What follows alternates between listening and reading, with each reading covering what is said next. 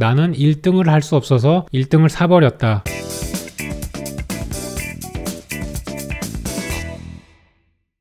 자, 한 주간의 업계 소식과 신제품을 안내해드리는 마트뉴스 시간입니다. 이번 주는 좀 대박 사건들이 많아서 열심히 준비를 해왔습니다. 첫 번째 소식은 이제 여러분들 배달 음식 많이 드시죠? 배달 시장이 지속적으로 커지고 있다는 건 제가 여러 번 뉴스를 통해서 안내해드렸어요. 국내 배달앱 시장 규모 같은 경우에는 2013년부터 지금까지 쭉 이렇게 성장을 하고 있습니다. 거래 규모도 6년 전에 3천억이었던 거래 규모가 지금은 3조까지 거의 10배에 달하는 숫자가 늘어났습니다. 그리고 이용자 수가 2018년 기준으로 이제 2,500만 명인데 이게 인구수의 절반이잖아요. 거의 절반 가까운 숫자가 배달 앱을 휴대폰에 깔고 있다는 거. 앞으로도 크게 성장해 나갈 그럴 부분이거든요. 그런데 국내에서 배달 업체로 유명한 업체는 이렇게 세 군데가 있습니다. 배달의 민족과 요기요 그리고 배달통, 이게 1, 2, 2위, 3위를 차지하고 있는 배달 앱 운영 회사고요. 이게 국내 배달앱 시장의 시장 점유율이고요. 최대 주주입니다. 우아한 형제들이란 회사에서 배달의 민족을 운영하고 있고요. 이 배달의 민족의 시장 점유율이 지금 55%, 그리고 2위인 요기요가 33.5%, 그 다음에 3위인 배달통이 10.8%입니다. 근데 2위, 3위 같은 경우는 최대 주주가 딜리버리 히어로라는 건데요. 이게 독일계 회사입니다. 그래서 사실상 2위, 3위는 독일 회사였고 시장 점유율을 보시다시피 2위와 3위를 합쳐도 지금 1위를 따라올 수가 없는 상황이었습니다. 그래서 나는 1등을 할 수 없어서 1등을 사버렸다 라는 일이 오늘 아침에 일어났습니다. 독일계 딜리버리 히어로라는 회사가 우아한 형제들이라는 회사의 지분을 80% 이상 구입을 하는 상황이 돼가지고 사실상 배달의 민족이 딜리버리 히어로에게 매각이 됐다고 뉴스가 나왔고, 우아한 형제들과 딜리버리 히어로가 합쳐진 합자회사를 하나 만들기로 했습니다. 거기에 이제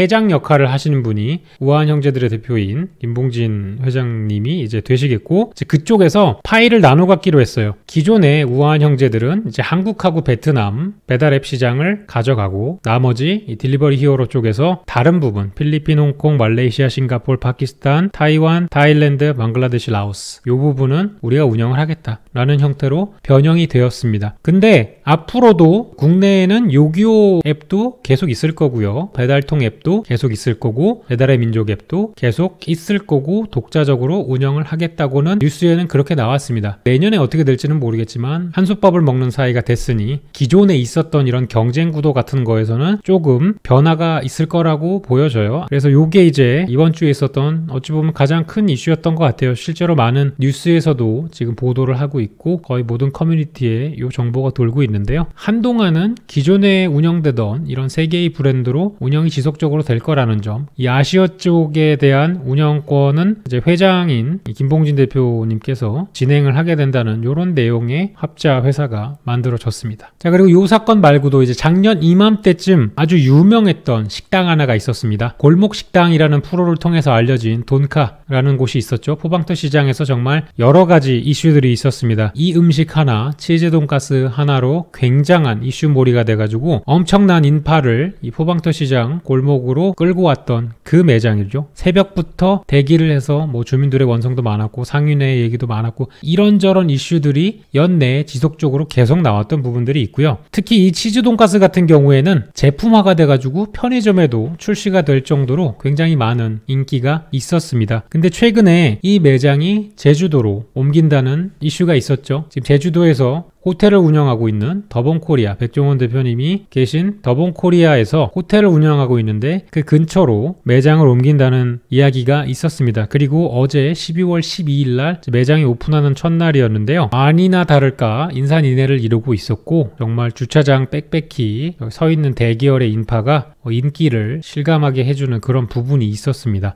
다행스럽게 이곳으로 옮겨서는 기존에 이제 포방터 시장에서 장사를 하실 때처럼 여러 가지 민원이 들어오지는 않을 것 같습니다만 이미 너무나 많은 인파로 인해서 주차장에 대한 얌체 주차 문제라던가 이런 것들이 또 올라오고 있는 걸로 보여지고 있어요. 기존 매장에 비해서 확실히 좌석수나 이런 것들이 늘었기 때문에 그동안 마음고생 하시느라 지금 운영하고 계신 사장님께서는 음식에 굉장히 사랑이 있으신 분이고 여러 가지 일 때문에 마음고생도 심하신 걸로 알고 있는데 좋은 이 장소에서 앞으로도 많이 번창하셨으면 좋겠고 성공적으로 사업 운영하셨으면 좋겠습니다. 요것 때문에 안 그래도 여러 가지 의혹이 되게 많았다고들 해요. 일부러 이렇게 짜가지고 매장을 옮긴 거 아니냐, 뭐 갖가지 의혹들과 의문점들이 많은데 그거에 대해서는 이제 골목식당 TV에서 따로 정리해가지고 나중에 방영을 한다고 하니까요. 그런 거 궁금하신 분들은 프로그램 보시면 될 것 같고요. 더본코리아에서 이번에 이슈가 됐던 얘기가 하나 또 있습니다. 금주 초에 얘기가 나온 건데요. 백종원 씨가 이제 베이커리 사업에 뛰어드는 게 아니냐는 이런 추측 기사가 많이 나왔었습니다. 백다방을 운영을 하고 계시잖아요. 근데 백다방에서 베이커리 부분을 강화한 백다방 베이커리를 시작을 하겠다라는 내용의 기사가 떴는데, 서울에 계신 분들은 아마 이걸 보셨을 수도 있을 건데요. 신사동 사거리에 가면은 백스커피 베이커리라는 매장이 있습니다. 원래 저 매장을 테스트 매장으로 운영을 했다고 해요. 수많은 백다방 매장 중에서도 신사동 사거리에 있는 이 매장만이 베이커리 코너를 운영을 하고 있었습니다. 이 매장에는 아침마다 구운 빵, 그리고 시간대마다 구운 빵들이 나오는데요. 매장의 형태를 응용해가지고 베이커리 매장을 열겠다고 해요. 그래서 굉장히 많은 기사들이 나왔는데, 기사 내용은 베이커리 사업에도 도전을 하는 게 아니냐, 추측 기사들이 굉장히 많았습니다. 근데 더본 측에서는 요거를 부정을 했어요. 사실상 우리가 베이커리 가맹점을 준비하는 게 아니라 기존의 백다방을 운영하고 있던 점주들이 조금 베이커리 메뉴의 확대를 원해서 우리가 테스트 매장을 1년 동안 운영을 했고, 커피숍을 운영하고 있던 사람들끼리의 파워 싸움이 있을 수도 있으니까 그런 거를 고려해서라도 우리가 이 사업을 확장을 시킬 수는 없다, 이런 식으로 입장 발표를 했습니다. 근데 사실상 이게 틀린 말이 아니에요. 그냥 있는 그대로의 사실을 얘기한 거라고 봅니다. 이 매장 가보신 분들은 아시겠지만 애초에 이 베이커리의 의미 자체가 업세일링을 위한 거였어요. 그러니까 조금 더 판매 매출을 늘리기 위한 수단의 한 종류였다는 거죠. 커피 플러스 알파로 팔 수 있는 어떤가를 개발해가지고 팔겠다는 게 의지였고요. 사실 이 매장 가보신 분들은 아시겠지만 빵이 그렇게 많지가 않습니다. 그러니까 빵 판다고 해도 빵 섹션이 딱 요만큼이에요. 저 빵 라인업으로는 베이커리 프랜차이즈를 여는 게 어렵습니다. 왜냐하면은 백다방 베이커리가 만약에 시장에 나온다면 싸워야 될 상대가 누군지 뻔히 알고 있는 상태 아니겠어요? 경쟁 상대는 이런 쪽이에요. 지금 파리바게뜨나 뚜레쥬르란 말이에요. 여기는 공룡입니다. 공룡. 이미 파리바게뜨 같은 경우에는 2016년 기준으로 매장이 지금 3,300개고요. 뚜레쥬르는 1,300개입니다. 그리고 이마저도 오픈 제한을 받아가지고 그전 해에 있었던 매장에 2%밖에 열지 못하는 그런 제한이 걸려 있습니다. 법적으로. 예를 들어서 올해 말에 매장이 3,000개였다면은 내년에는 그의 2%인 60개밖에 추가적으로 출점을 할 수가 없어요. 그 기준을 만들어 놨기 때문에 그 기준이 있음에도 불구하고 지속적으로 매장을 늘려가고 있는 이 매장들, 공룡 매장들이 있어서 지금 전국적으로 거의 5,000개 가까운 파리바게뜨와 뚜레쥬르 매장이 있는 상황에서 이 정도 빵 라인으로 빵 가맹점을 하겠다는 것 자체가 무리가 있죠. 그래서 기사 자체가 약간 조금 과장되어 가지고 나와서 있는 부분이 있는 것 같아요. 그리고 사실상 이 베이커리 쪽이요, 타격을 많이 입었습니다. 그리고 시장 자체가 예전처럼 그렇게 활발하지가 못해요. 그래서 CJ나 SPC나 둘 다 해외 쪽으로 나가는 거를 지금 택한 지가 오래됐습니다. 국내에서는 더 이상 클 수가 없는 상황이 됐기 때문에. 왜냐하면 매장 개수를 보십시오. 지금 전국에 5,000개면은 거의 골목마다 하나씩은 다 있는 거 아니에요. 그래서 해외로 나가는데 그렇게 이렇다 할 실적은 없기 때문에 사실상 이 시점에서 뭔가 베이커리 매장을 여는 게 과연 더본코리아에 엄청난 도움이 될까는 약간 의문이 있는 상황이에요. 자, 그리고 이제 다른 프랜차이즈 업종들을 상대로 얼마 전에 소비자평가원에서 조사를 한 게 하나 있어서 가져와 봤습니다. 요거는 이제 국내에 판매되고 있는 프랜차이즈 치킨 배달에 대한 여러 가지 소비자 만족도를 조사한 건데요. 소위 잘 나가고 있다는 8개의 브랜드를 소비자 만족도를 검사해 본 결과 종합 만족도에서는 사실 크게 차이가 나지 않습니다. 가장 위에 있는 매장과 가장 아래에 있는 매장이 0점 몇 점 차이로 10%도 차이가 나지 않는 그런 상황인데요. 굉장히 큰 차이가 나고 있는 부분이 한 군데 있죠. 가격 및 가성비 부분입니다. 1등과 가장 아래 등수의 점수가 꽤 많이 차이가 납니다. 거의 한 30-40%가 차이가 나고 있는데 이 부분에 대해서는 아무래도 소비자의 이런 생각이 반영된 게 아닐까라는 생각이 조금 들고 있고요. 기업 쪽에서 요거를 반영해 주시면 참 좋겠죠. 다른 데는 몰라도 이 가격 및 가성비 차이가 저 정도로 난다는 거는 조금 반영해 주시면 좋지 않을까라는 생각이 들었습니다. 그리고 BBQ 제네시스에서는 새로운 형태의 매장을 냈다는 기사가 있어서 한번 가져와 봤습니다. 거의 반무인 매장이라고 보시면 되는데 지금 중간에 통로에 있는 선반을 가지고 이동하는 것들이 저게 자율 로봇이에요. 아주 테이블로 이동해 가지고 서빙을 하는 로봇이 있고 그랩앤고라고 사진 정중앙에 있는 쇼케이스가 하나 있잖아요. 테이크 테이크아웃 메뉴를 바로 사서 나갈 수 있는 그런 형태의 매장을 취하고 있고, 주문도 대면이 아닌, 종업원과 얘기를 하는 게 아닌 키오스크나 어플을 사용해 가지고 주문을 해서 바로바로 제품을 받을 수 있고, 그런 형태의 매장을 최근에 오픈을 했고요. 왕교자의 시간을 넘어서 이제는 얇은 피 만두의 시대다. 올 겨울 쟁탈전을 위해서 열심히 배틀에 임한 가운데 가장 먼저 얇은 피 만두를 개발했던 풀무원에서 마치 기다렸다는 듯이 신제품을 출시해 버렸습니다. 어느 정도 수를 읽었다는 생각이 들 정도로 빠른 이런 제품 개발이 아닌가라는 생각이 들었고요. 이 업체들이 왜 이렇게 여러 가지 만두를 개발해서 뛰어드냐면은 냉동 만두 시장 규모도 굉장히 많이 증가하고 있습니다. 2014년 부터 지금까지 쭉 계속 성장을 하고 있는 부분이에요. 국내를 떠나서 해외 수출 판도도 커지고 있기 때문에 식품 개발 회사들이 냉동만두 개발에 박차를 가하고 있지 않나 하는 생각이 들어요. 해외 시장 같은 경우도 원래는 중국산 만두들이 시장을 다 먹고 있었는데 비비고의 출현 이후로 국내 냉동만두들이 수출되는 그런 양도 정말 기하급수적으로 늘어서 지금은 중국 제품들보다도 한국 만두 제품들이 훨씬 더 인기가 많이 좋아진 상황이거든요.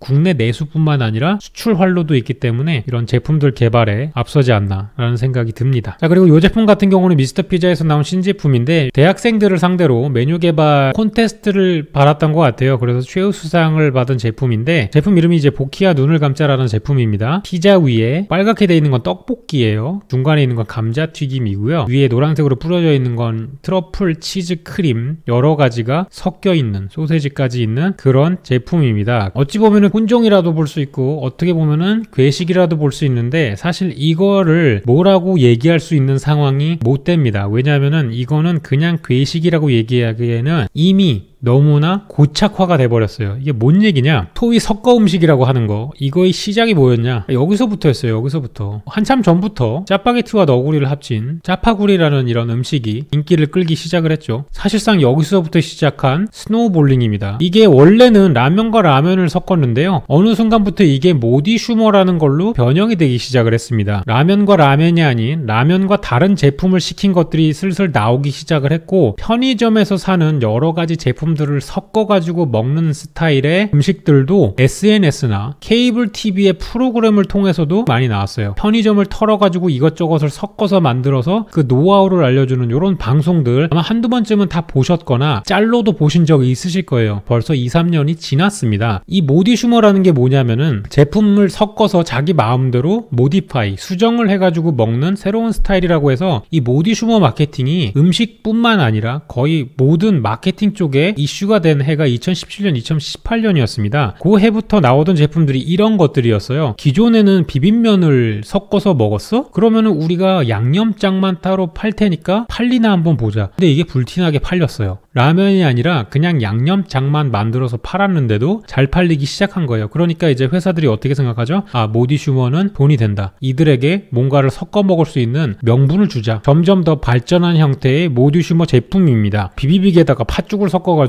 이렇게 먹으면은 좀 더 색다른 맛이 난다. 그리고 토닉 워터에다가 시트러스 계열을 섞어가지고 자연스럽게 모가 나지 않은 이런 모디슈머 제품들이 하나씩 나오기 시작을 했고요. 최근에 모디슈머 같은 경향은 조리법을 섞어버립니다. 요새 굉장히 인기 있는 것 중에 하나가 이 홈런볼을 에어프라이어에 구워 먹는 거라고 해요. 요런 레시피까지 공유가 되고 있는데, 혜태에서는 이런 제품까지 나왔습니다. 모디슈머들이 뭔가 할 수 있는 공간의 영역을 넓혀주자. 기존에 있던 제품인데 그냥 사이즈만 바꾼 겁니다. 작게 바꿔서 미니를 발표하고, 크게 바꿔서 기존에 있던 제품들의 크기만 변형하고 살짝 트윅을 한 걸로 제품이 나오는데요. 이런 사진을 찍어서 올렸습니다. 미니와 오리지널과 빅을 합쳐가지고 케이크를 만들었죠. 이런 사진 하나하나가 소비자의 입장에서는 신기한 것이고 구입해볼 만한 가치를 부여해 주기 때문에 새로운 팔로라고도 볼 수 있어요. 왜냐하면 제품을 그냥 크기를 바꾸는 것만으로도 신제품 개발이 가능하다고, 그런 발상을 할 수 있는 상황이 된 겁니다. 팔고 있는 제품들이 이만큼인데 다 하나씩 제품 크게 만들어도 이슈가 된다는 얘기잖아요. 홈런볼 크게 만들어도 마케팅 효과가 충분히 있다는 얘기입니다. 제품 개발을 하는 입장에서는 완전 꿀일 수 있죠. 홈런볼 큰 거 같은 경우에는 이미 나왔습니다. 근데 사실 요거는 이제 제품이 나온 거라기보다는 유튜버 분이 한번 하셨더라고요. 그래서 회사에서도 할 수 있다는 얘기입니다. 어느 순간 빅 홈런볼이 나올 줄 모르는 거고요. 근데 사실 이런 기사를 보면 어르신들이 아마 이런 얘기 할 거예요. 요즘 애들은 뭐 음식을 너무 막 섞어 먹고 근본이 없다 이런 얘기 하시는데 기성세대들도 섞어서 먹는 거 절대 멀리하지 않으셨습니다. 요거를 뭐 괴식 문화라고 기사를 쓰거나 그러면은 약간 반칙이기 때문에 50세주 압수하도록 하겠습니다.